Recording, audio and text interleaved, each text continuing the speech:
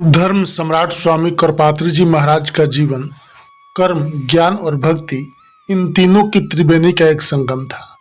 यद्यपि वे ज्ञान योगी थे, परंतु उनके कार्यक्रमों को देखने से ऐसा लगता था कि वे किसी कर्म योगी से कम नहीं है।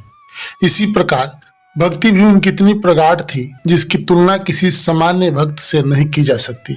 वैसे तो महाराज श्री जन्मजात स्वभाव से ही साधु थे, पर अपने जीवन में उन्होंने गृहस्थी से लेकर विरक्ति तक जितना कार्य संपन्न किया, उतना कार्य अन्य कोई शायद ही कर सके।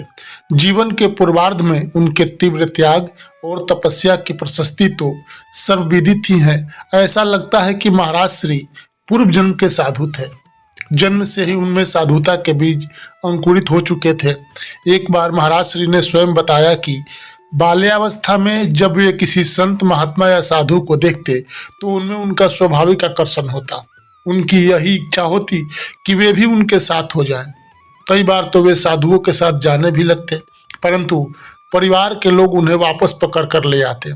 उनके पिताजी ने जब यह अनुभव किया कि इनका मन घर गृहस्थी में नहीं लगता, तो उन्होंने कम अवस्था में ही इनका विवाह संस्कार कर दिया।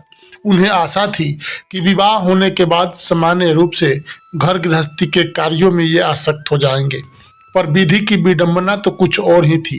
विवाह हो जाने तथा पत्नी के आ जाने पर भी वे घर गृहस्थी के प्रति स्वाभाविक रूप से उदासीन एवं अनासक्त थे। साधु संतों में ही उनका मन रमा था, संसार के प्रति विरक्त भाव था। पिता ने यह सब तार लिया। उन्हें यह निश्चय होने लगा कि अब ये अधिक दिनों तक घर में नहीं टिकेंगे। पिता की यह इच्छा थी कि कम से कम एक संतान हो जाए। पिता की इच्छा पूरी हुई, एक कन्या का जन्म हुआ।